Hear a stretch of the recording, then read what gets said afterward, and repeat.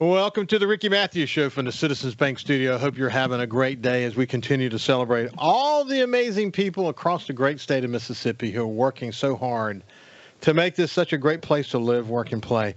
Listen, one of the cool things about this job that I have working on this show and then on SuperTalk Outdoors as well is that I've got great support from Cammie, who's our producer, and Kyle. You know, we talk about Kyle on the show all the time. But Cammie does a great job of lining up guests and working with guests to get them on. And we've got this common database we work off of. And I'll give her a bunch of ideas, and she will go to get busy. And it's cool. And so every now and then, people will just pop up on my schedule, and I'll go, man, I'm glad to see that. And today is one of those days. I didn't know Steve Azar, the host of the Mississippi Minute, the music and culture ambassador for the state of Mississippi, singer-songwriter, wonderful Mississippian, and really good friend. Steve, I didn't know that he was on the schedule for today, but when I saw it, I was so thrilled. And so without any further ado, let me bring my friend Steve Azar into the conversation. How you doing, Steve? Am I asking you the questions today, or are you asking me? Yeah, I'm asking you. Woo. I'm asking you. It's fun. It's fun to be. It's fun to be on each other's shows. But look, yes. I never know where the conversation is going to go. But right off the bat, man, it's good to see you feeling better. I know you had a good bout with the flu and bronchitis. That's no fun, is it? No, it's just. I mean, we went to New York to see our baby girl. Went to the restaurant. She's cooking it, and felt great. And then a couple of days in, I started to feel that little scratch. And I think I conjure it up. I mean, like when I start feeling that, I've known when I started to get sick, so I jumped on the meds immediately, and it still didn't matter. And then for Valentine's, like any good husband, I gave Gwen the flu. So that's what she got. Instead of flowers and a nice meal out, she got the flu from me. So there you go. But we're recovering. I just cough a lot. Yeah. I think because I use my voice so much, and it's so big part of what I do, I think it's just susceptible to all sorts of things. And I'm a hugger, and at all my shows, at the end of the shows, I'm hugging everybody. I go out there and say bye to everybody. And I probably open the door to somebody that may have something. So it reminds me of the old heydays when I was doing that and just, shaking hands with 1,000 people a night and hugging and getting some kisses on the cheek, you never know. Yeah. Yeah, it's mainly basically a miracle that you don't stay sick because you're in residence gig. Well, we'll come back to that in a second in Greenville. What an awesome opportunity that is to continue to touch people from all over the world. What a great opportunity. We'll come back to. Let's have a proud parent conversation for just a second. Okay. So you talked about your baby girl in New York doing her thing. It's fun watching her evolve as she heads toward her goal of being a chef, and her love of food and what she's doing is pretty awesome, isn't it? It's amazing. She's shifting a little bit. I don't think she ever desired to own a restaurant. That was never her thought process. She's been into this since she was 6 and heavy into it since she was 11 or 12. And it's been her thing. She taught cooking lessons when she was in high school to younger kids and had the knives and all that. She's got a crazy arsenal of knives now ever since culinary school. But, she says now she's on the line in this Michelin star restaurant in New York called the Musket Room, and she's making her way up, and she's really loving it. And they sort of threw her into the fire. She was part of the crudité and appetizers and all that. And they sort of go, you go figure it out. I mean, and she was feeling a little awkward and a little intimidated, actually a lot intimidated, but eventually she got that. Now she's on the hotline, and there's not many of them in that kitchen. So they have become friends, and she's full time there now. And she says that she thinks it's just an important part of what she needs to get better. And she came down and catered for us recently, and she put on like a feast. And just to watch her being calm in the kitchen and doing it for 150, 200 people, she never got overworked. She never got overtaken by the moment. And she just goes, I love it. And so she's at a different place. Also, her flavors. She was one growing up that she used our kitchen as a test kitchen, Ricky. So it was insane in there. And she has gotten to the point where she would over flavor things back then. And now she really understands what to put in to make things flavorful enough. She comes from me being very spicy. And so that's in her palate now, and all her kids' palates. But she's learned how to taper it and make it for the masses. And anyway, she's getting there. It's been really interesting to watch her on this journey. Yeah, it really has. You have another child. One of your sons is a movie producer, and he's a super creative dude. We've talked about what he's been able to accomplish, but man, it's going to be fun watching him realize his potential, isn't it? Yeah, his movie's coming out this late spring called Death Letter Blues. He shot it down here. One of his main actor was in Stranger Things, and one was in the Dahmer series. One was in the Nancy Drew series. They're actors and actresses from L.A. And he brought all his friends with him, the cinematographers and everything. And all his friends came down, and they lived at our house and lived in hotels for months. And they ended up, it was called The Banality. And you and I have talked about that. What is The Banality? And Amazon Prime is going to be its outlet. And they all wanted him to change the name. So it's now called Death Letter Blues. And it's a good movie. And our middle son, Adrian, who's about to graduate med school, finish up his 4th year, he's in it. And he's always acted in Strack stuff. He's a good little actor. But the movie is it's impressive. He's written his next movie, and he's hoping that this will be the springboard for that one coming. The next one's going to be a little bit more of what we loved about him growing up. He was really funny and dark humor, Coen Brothers-ish, just really quirky. And so he's gone there now, and we're excited about that because we feel like that's his gravy train. We feel like that's what he's built to do. Besides, he's very musical in his films. I don't make the cut. I'm too normal for him. He likes this very, very odd. He goes deep into the past history, vintage, and I'm just not old enough yet for his music. I got to be 150, I think, for the music that works for him. So anyway, it's going good. Well, as you know, I watched Banality more than once, and the way I would describe it, first of all, it's an extraordinary movie. The depth of the movie, the cinematography of the movie, it really zeroes in on the beauty and the sort of mystique of the Mississippi Delta in a way. I mean, the shots and the way he frames things are just terrific. The acting in that movie is really good, and it's a good story. I mean, it's one that keeps you on the edge through the entire movie, and I thought that was terrific. I haven't seen the final cut. I know it's been edited a bunch of times since then. Yeah, he's been working for about 3 months on it. He said he went back and redid everything. He said he's got better at coloring and editing and all that, and he just said that he just couldn't sleep at night. He said he felt like there was something not as good as it could be, and I said that's great. You could this time Ricky has afforded him to do that. But you're going to get in a point when you're having to really push them out, and you're not going to have the time. So get good as you can right now. Learn everything you can, because you want that first film to be, a lot better than it, as good as it possibly can be. So I appreciate him going that extra mile. When you can't sleep at night as a creative person, something's not quite right. It just eats at you. I've been that way as a songwriter, and things, one line, one word would wear me out, and I'd stay up nights over one word. And I'm a lot better at handling it now, but it doesn't just freak me out now. But and it doesn't keep me up as night as much, because I know that I can get away from it. But he's at that point in his life where he feels like it's now or never, and I've been there as a songwriter. Yeah, that's so interesting. Y'all compare that, and you just kind of threw it in there. Your other son's finish up his 4th year of med school.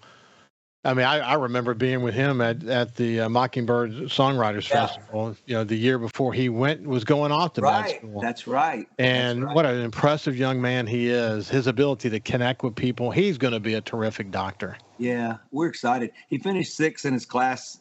I think he started at 18 and made his way to 6 in that whole class. And I think on the step and the board, that final thing, he was in top 10% in the country. So he got a lot of really good interviews for dermatology. He had it made with my brother and his old basketball coach at Vanderbilt, orthopedic guys. And he did all his research in that. And then he really found a calling with dermatology. And it's a really difficult one to get into. So I'm hoping they're going to look at his body of work and his resume, and he's very compassionate. He's always been that way. He'll give the shirt off his back. He'll stop on the road for somebody way before to help out. He's that kid.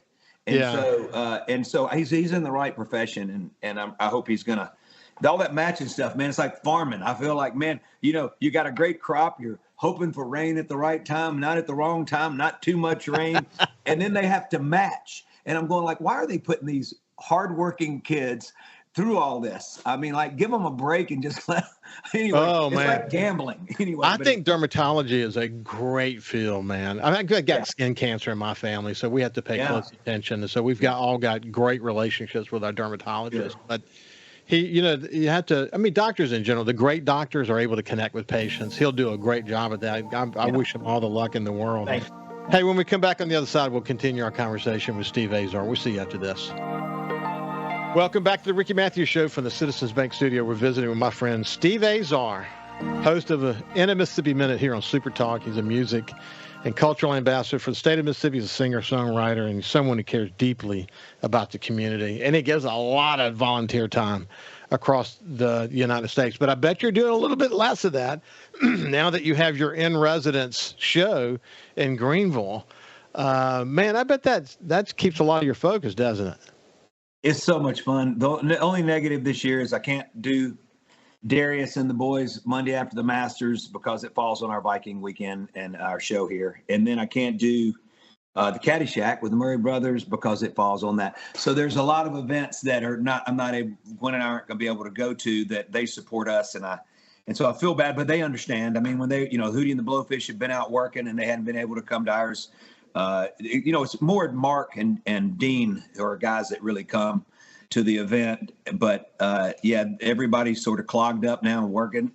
Even Joel Murray, he's made it quite a few times in the 13 years. We're going on our 14th, but he's doing that. Is it Who's Live or Whose Line Is Anyway? That live comedy thing, and they're killing it. And he's booked. So Branford Marsalis made it for the first time back in a while last year, and he hoping he can come back. And Jim McMahon made it back, but it just depends on everybody's year. But we're blessed to have enough celebs that come in every year. So some come and go and some come back, and it's been a beautiful thing. Sterling Sharp was here last year, and he just got inducted into the Hall of Fame. He's about to be. He just got named. So we're proud of Sterling, and it's been good to see these guys. They're all they're givers, man. They're just great givers. Very great humility, but confidence, but humility. Yeah. So it's great that you have the opportunity not only to work with them for the good of the community. Got a little frog in my throat.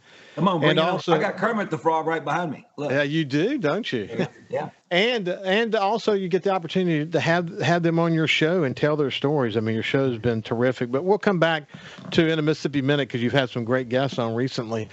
For people who have not heard us talk before, this partnership with Viking is a big deal. And what you're doing to bring all those visitors off that ship onto the Greenville, Mississippi soil to hear the Mississippi story, and you get a chance to do that. That is so awesome, isn't it? The glue is one Mississippi. So having the state song with all my other Mississippi songs, Highway 61, Rivers on the Rise, I do all of these songs, and there's a story that takes you back to my being 10 years old, walking behind my dad's liquor store and seeing Eugene Powell and those guys on the Pepsi crates, the guys from the post office and postmen and all that. I get to tell all of these stories. The Rivers on the Rise started when I was in high school, under the bridge after games and cooking at night, and just having that moment of, it took 17 years to complete. And I get to tell those stories now. And each song has a very important story to it, but the state song glues it. And then they're buying so many CDs of One Mississippi. I had to get them reprinted. Who buys CDs? And then the book, the children's book, we're selling that faster than anything. So they're all leaving and taking their grandchildren and their children and grandkids and all that, this book. And they're learning about our Mississippi. So everybody's leaving. I mean, I've had men cry on my shoulders at the end of the show. And then I've had a lot of people that have gone, we have been told about Mississippi that it's this place that that's a bad rap at times. And you and I don't understand that. We live in it. We know that that doesn't exist. We know the reality of who we are, what we've come from, what was wrong, and how we've been trying to fix it ever since. But our people are so beautiful and so loving and so warm and so hospitable. And they leave with a cultural history lesson and the hospitality built in. And I'm telling you, the quotes that we have been unbelievable. They go, we love Mississippi now. It is our favorite place. This is our favorite stop on the Mississippi. It's ranked number one for Viking on the Mississippi. And they say worldwide with passenger rating. We got the highest passenger rating in the entire world for all of their fleet when they do their surveys. And we're going like, well, welcome to Mississippi. This is how we are. Hey, what's the backup plan if you are sick? I've been sick 3 times, and I've sucked. I just go through it. The 2 weeks ago, this is my 3rd time to be really sick. 2 weeks ago, Ricky, I could not hear anything except Jason and my vocals and a little bit of his harmonica. And when I'm looking at my fingers, my guitar, nothing's computing. And I'd have to go over and ask Jason I go, am I in time and am I in tune? And they go, you're spot on. And I'm like, how? Because I can't feel myself. I can't hear. Finally, my ears opened up for yesterday's show. And yesterday's show was off the hook. I mean, it was just, they were ready to go. And now they're reading the reviews. And in the beginning, they would be like, what is this we're about to walk into, right? But also for E.E. Bass, this cultural center that has been on life support for so long. And I don't mean that in a bad way. We've had the Delta Center stage keeping it alive, and we're keeping it alive. So life support's is a harsh word for it. But we need something else. But hang on. It's a real word, though, because the cultural centers across the nation struggle. It's just the reality of the business that they're in. It really is. Well, they're always raising money and need donors and all that. Yeah. But this has given it a real business model along with the Delta Center stage. And now our efforts are to rebuild a state-of-the-art performing arts center on the south side, which is pre-flood, 1927. And so we've got the plans and we've got people working. And our goal is we're going to get that done. And then my resident gig will stay in the older one, because the older one we do it has to be in there, because you feel the presence of the past in that room. And we've got it tuned and it's sounding good. And so we don't want to change there. So how does it feel? How does it feel to have your band together like that, to have your wingman Jason with you, on that journey? And I mean, each of them are so incredibly talented and they bring so much to the table. And this amalgamation of a band that has morphed into what it is today over so many years. It's really cool, isn't it? Well, I've had people retire and pass away in my band. So my drummer's been with me about 2 decades. And he filled another. My daughter Cecilia's godfather was Pietro Luigi Mediani. He was my drummer for quite a while until anyway he's passed. And then my guitar player retired to fish every day, and so my guitar tech became my guitar player, Chris Schultz. Chris has been with me 25 years, but altogether. And then Rudy's been with me 20 years. Jason's been with me almost 30. So having that morph, like you said, with Dr. Alfonso Sanders and Jimmy Lee Jr. And Barry Bays, who I went to college with, who's an educator. All 3 of those guys are educators. And they have, Barry taught Christina Aguilera's guitar player from the age of 5. And Jimmy Lee was taught by Alfonso. And now Jimmy Lee's passing the torch and teaching all these kids. And we're all together as a band, and this is part of the Kingsmen band that happened. And so it's morphed into these 2 bands and 2 periods of my life. And this band is arena worthy, man. They are so good. It's crazy. And the only mistakes that are being made are made by me. And that's the way it's supposed to be. But you know this so well. And, as you know, I've been around music my whole life and was a drummer when I was younger and so on. The thing that's interesting about a great band, and you just kind of push past Dr. Alfonso and Jimmy Lee like it's no big deal, but you look at their unique stories and how gifted they are coming into this. When you see a tight band, when you see a band that's not just knows the harmony, not just knows how to play the music, but can literally define the music through how they play the music, when you have everyone in your team able to do that, and you can be together in harmony the way that you're able to do it in a supreme way, there's something about that, man. I mean, you cannot even sing and just listen and think, holy crap, this is special. And that's what you get, isn't it? I haven't ever heard it put that way. That was so elegantly and profoundly put. I love that. Yes, you do. And that's what keeps people coming to concerts and keep people coming back. Yesterday's show, we had a group that came to the very first one. This was the 69 show. They got on the ship again and did the whole tour, they said, to see this show. And that's the third time this has happened. But this was a group that brought more people. And now they said, we'll see you in 2 years. And I'm going like every 2 years like that. And I'm going, this is wild. And now that the reviews and everything, people are reading about it and they're coming out and they're prepared.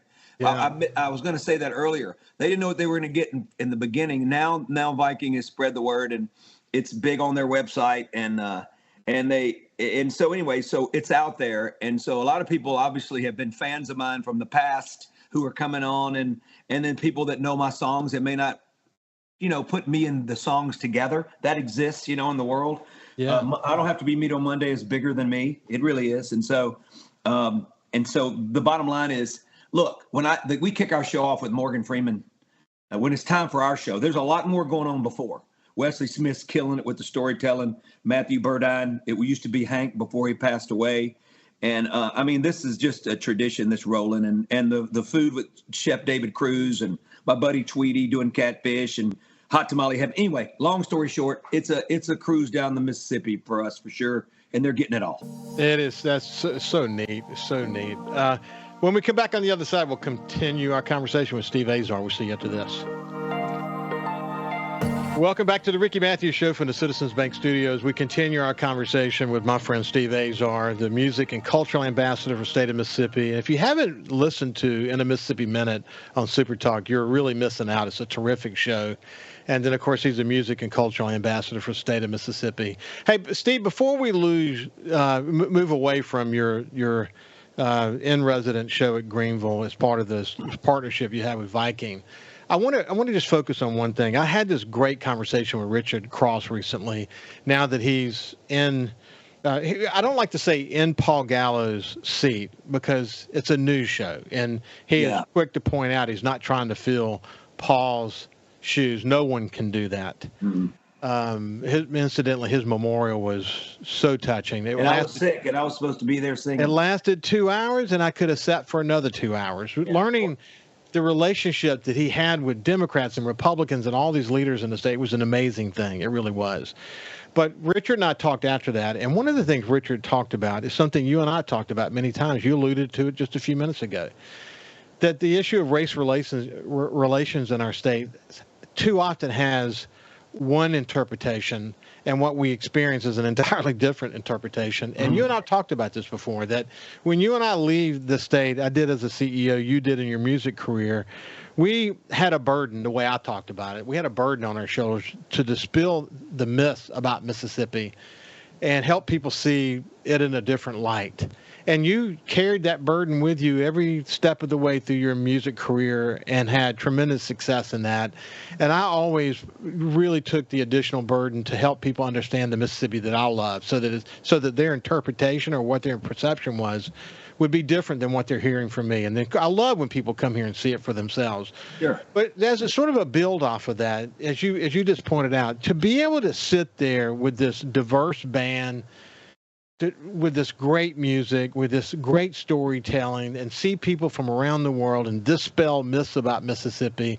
I wish you could capture that in a can and just seal it so you can share that across the world, because it is the buildup of a tremendous amount of experience, isn't it? I mean, think about your experience. And every single other person involved in it, their experience. Yeah. To dispel those myths. I mean, they might enjoy the show, but the bigger, more important thing that you're doing is helping them see the real Mississippi. What a gift that is.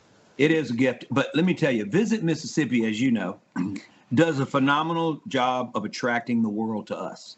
And when they come to us at all parts of Mississippi, that is the perfect tool, because all they're doing is getting right in front of all of us. And when they leave with a sense of, we love that place.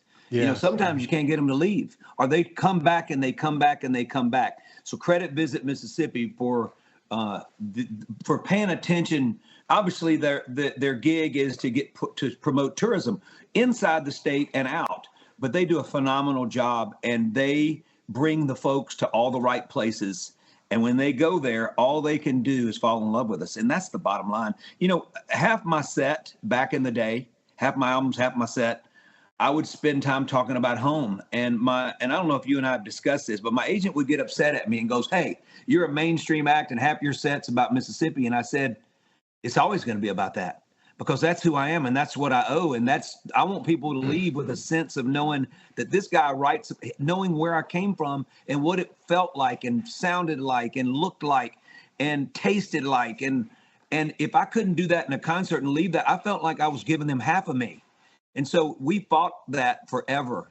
And it probably hurt me in the long run, but personally, and with the people that came to listen, the proof is now on the journey now with my resident gig. It's everything that I would ever imagine. If I got a Vegas gig, it'd be the same show. People would be coming to Mississippi by way of Vegas, and now they get to come to Mississippi by way of Greenville, Mississippi.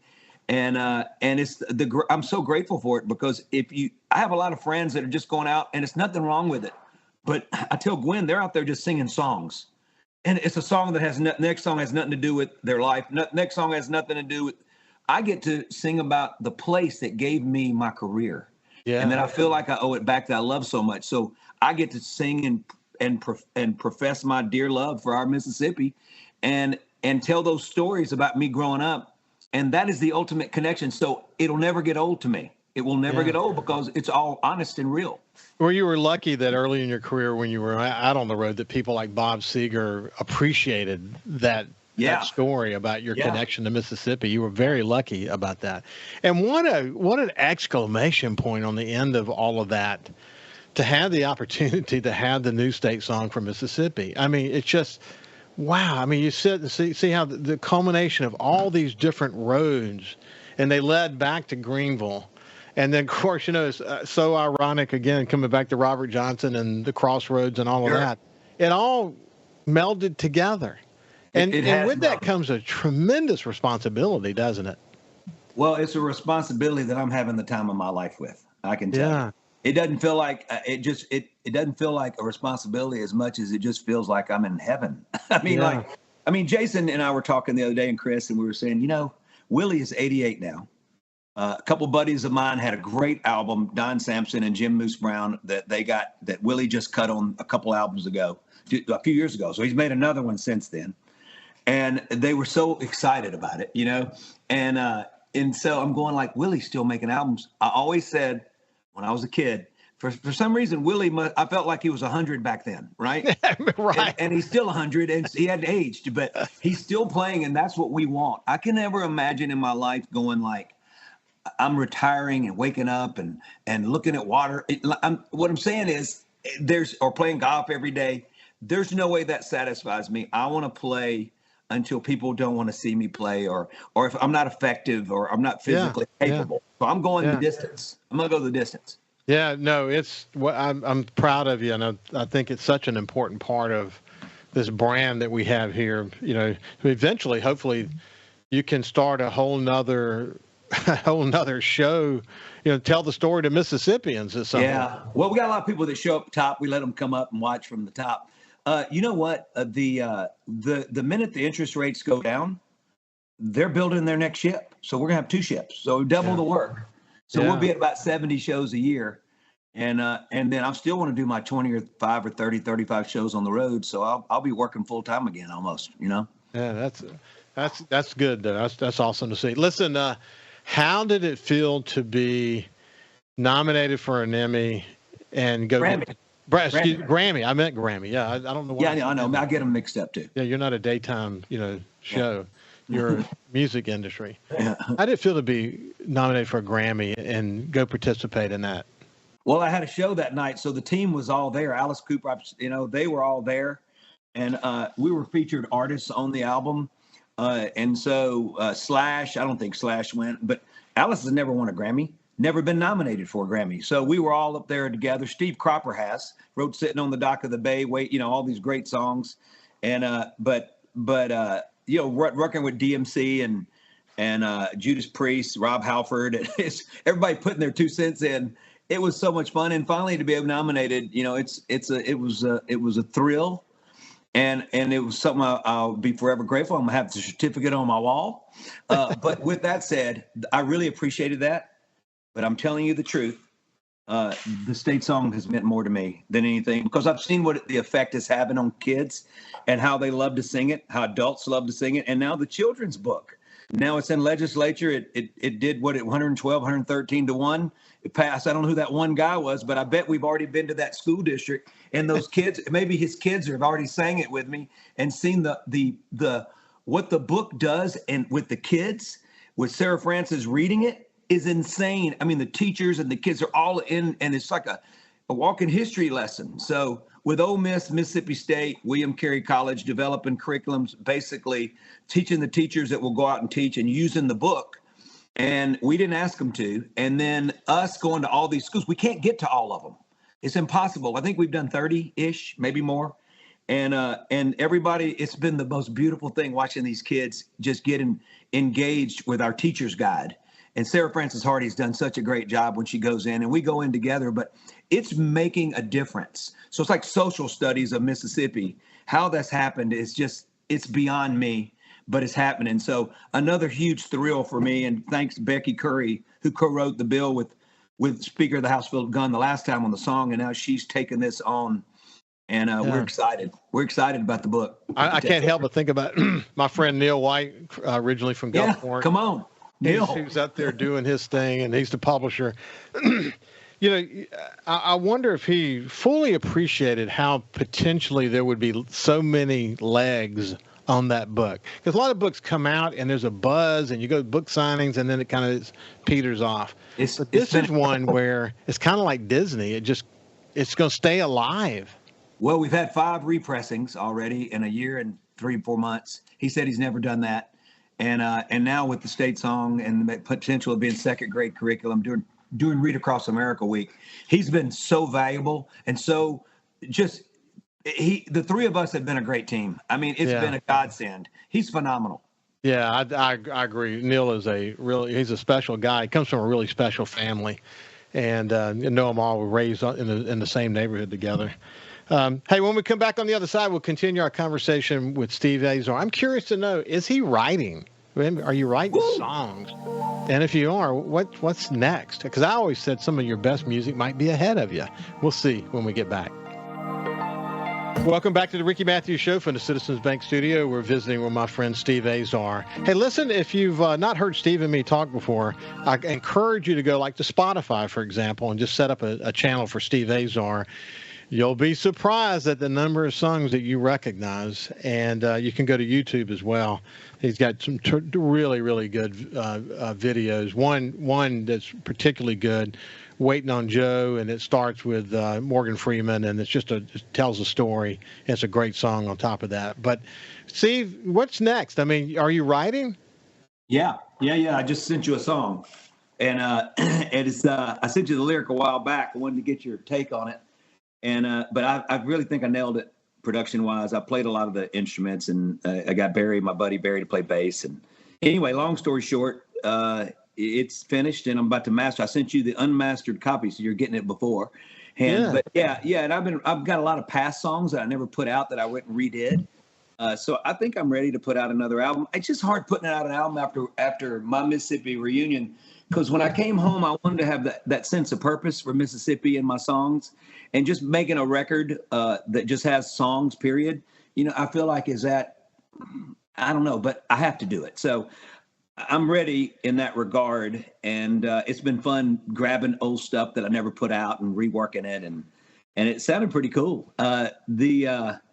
This new thing I sent you it just kind of flew out, and it's interesting, but I feel like it's something. So I want to get your opinion on them. Well, speaking about flying out, I mean, One Mississippi was written in the drive from Jackson to Greenville, basically. 100%, not even basically. When I picked the guitar up, it was there. I mean, it made no sense to me. No song has ever come out of me that way. with no changes, no figuring, no nothing, no thinking. And it was just a gift from above. I mean, I have to take them. I know when I get them. I know when I get them. And that. But one of the interesting things is when you've got the artists that are around you today. Some have been around you for a while. Some relatively new in the scheme of your career, and their influences on them. You know what they bring to the table, and then when you work with other artists, and then their influences on you. It does change sort of the outcome of the music that you're writing, doesn't it? I mean, there's no way around it. You're influenced by everybody that gets in the room with you. I mean, you can't help but learn from the youngest to the oldest to the people your age, whatever. You're always constantly learning. And when you feel like you're not, then it's time to put it away. You know what I mean? Like and that's the beauty of it. You know, I'm working with Drew Pulliam, and I know you've met Drew. I'm telling you right now, this new album that's about to come out, it's him. So the first album, you know, he was 16 years old when I found him in Jonesboro, and then we started writing at 17, and I was sort of dictating just a teaching process, but I was trying to stay out of the way, but I had to be in the way. And this last record, I did write 3 things with him, but I stayed out of the way as much as possible, and I really listened to him because I was watching how he was preparing himself. And his craft of being a musician, from piano to keys to mandolin to everything. Well, he played 80% of everything on this record. We did it at the DMI while he was a student there, and he decided it was time to go to Nashville. But this record was made there, and I am telling you, it is phenomenal. And just comparing it to a lot of this, he's 19 now, so he's still a kid. But watching the Grammys and watching all the new acts, they're very theatrical. That's where he comes from, a theatrical background. And we just got to figure out who he is live and let it be honest and his take. Because, you know, it takes a significant amount of planning a show and being prepared. And I think the one thing that he's got to learn is, and we were having these conversations, is you don't want to be a singer-songwriter that just shows up, sits on a stool, and just whatever. You want to have a show planned, and then let 20% of it be the ad-lib part. And then the 80% be prepared, because people want to see an artist be an artist. Yeah. And anyway, I think that he can compete with what's out there. It's going to be a tough journey because we're doing it on my label rather than a major. But the goal is to get him off my label and get him on a major. And I think this album could do it. We're hoping that's the case. You know, I feel like it really can. He deserves. When you look at some of the great artists that have emerged from Mississippi, I mean, it was clear their talent was set in stone when they were way young. I mean, I think about Catfish, for example. You know what he's able to accomplish. Yeah, and I mean, look. Yeah, you know, insane. Brad from Three Doors Down wrote Kryptonite in his high school algebra class. I mean, you know, you can't hold back great talent. So it's interesting the way you talk about Drew. Is you don't want to get in his way, but you want to influence him enough so that, like a bottle rocket, he can take off without you. Yeah, and you want it to be him, not me. So artists don't need me in there. They need my influences maybe, or my mentorship, but they need it to be him. And it's hard to find yourself. I really learned as a guy being on the other side of it. I had so many great producers, and they were phenomenal. And we missed a lot before I had hits, trying to make me them. They didn't know how to make me me. And they were so dead set on this is the way it needs to be. And no, it doesn't. It needed to be how I need to think about them and that artist, and how an artist can be honest. And I've learned that through the hard way with myself. Yeah. Well, that's a great lesson. Hey, listen, we're out of time, but it's been so much fun to catch up with you, my friend. Keep up the good work. Hey, listen, have a great day, and we will see you tomorrow.